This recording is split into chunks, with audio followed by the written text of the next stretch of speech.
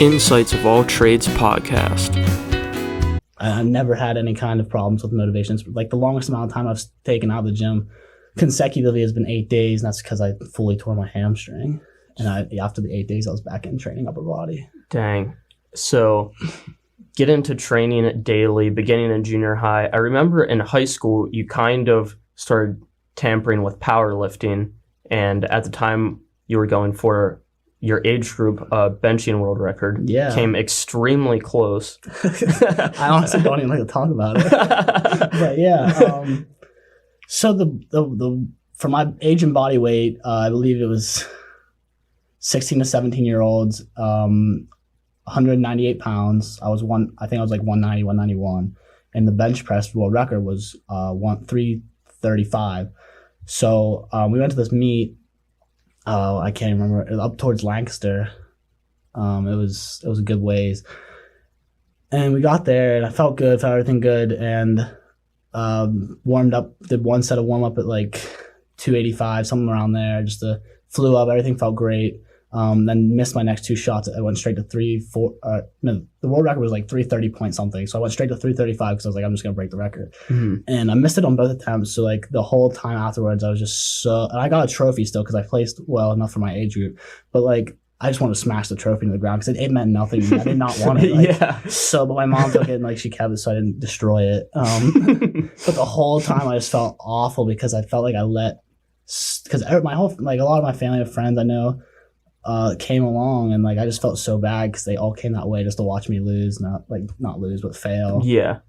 And looking back now, like even if I don't like to talk about it, it was definitely one of the points where sometimes you feel like you're on top of the world, you're the biggest fish in the pond, and you just really realize like the whole ocean out there. Gotta be a whole nother animal if you want to keep moving forward. I had something similar happen to me. And I'll try to preface this in a way that doesn't put me in a bad light because in hindsight, it sounds pretty crazy. So I talked about before on our pilot episode how I had this notebook and I would write every day, like, I will wrestle at individual states this wrestling season. And I thought you were crazy. And yeah, I mean, people I was close with, like you and our other close friends in high school, knew that I was obsessed year round, like working towards this goal. And I did not achieve the goal, and not too long after my senior season ended, we were at our class night, and at class night they give like a bunch of awards, including many that you don't, like scholarships and awards that you don't apply for, they just award them to you.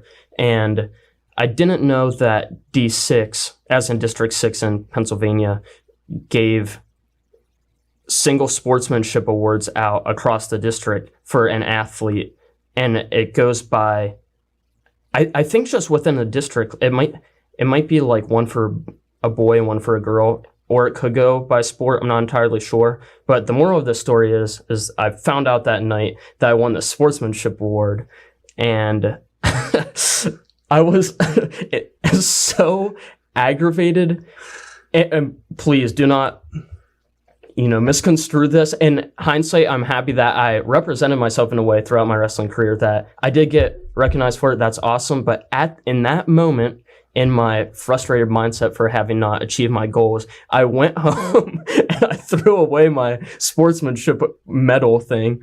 And I believe either my mom or my stepdad got out of the trash can because I still have it today. And again, in hindsight, know that I should have been more appreciative of that award. But yeah, I feel what you mean when you're so like intimately tied to a goal and you don't get it. Phew. I truly believe that that's one of the greatest points for turning points. If it can also be a turning point for a negative, but yeah, it can be a huge turning point for a positive if you take it in the right light.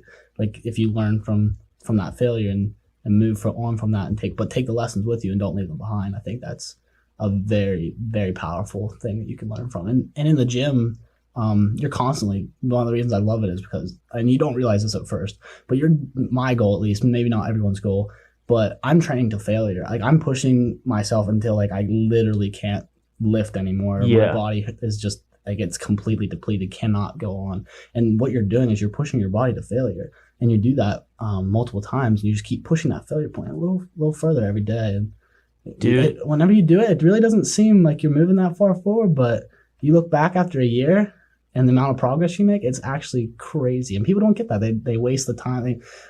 So I want to say Tom Bill, you said this.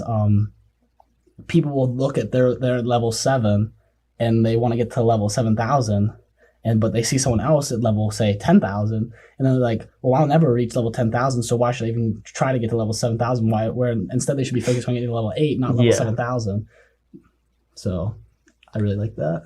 Dude, I wish I could have got that in the gym so much earlier. Me too. Because instead of being happy or excited to push my muscles to failure, I'd instead be upset that I'd be looking up to people like older than us. Say when I first got into lifting was my freshman year of high school, be looking up to people that are like seniors putting up way much more on the bench press. Like I was a 106 pounder my freshman year, didn't have to cut weight. So I'm like, my goal at the time was like, man, I just want to put up 135 on the bar so people stop seeing me with like struggling with 25s or whatever. And I'd see people like repping up however much, like 315 in the bench, see people like Todd and Clint Imes in the gym putting up so much weight. And it's like, man, and you become tied to like the numeric amount of a weight or like any goal of life instead of, pushing the needle back a little bit further every single time. It took me a long time to get that. I'm still guilty of being tied to like, I don't know, some goal on the bench or some other thing with a workout, maybe like a run, and I don't get that time. I'm so flustered and so frustrated instead of taking a step back and be like, okay, I pushed my body extremely hard, found where failure was today. Now when I do this again, I'm going to fail a little bit more forward next time.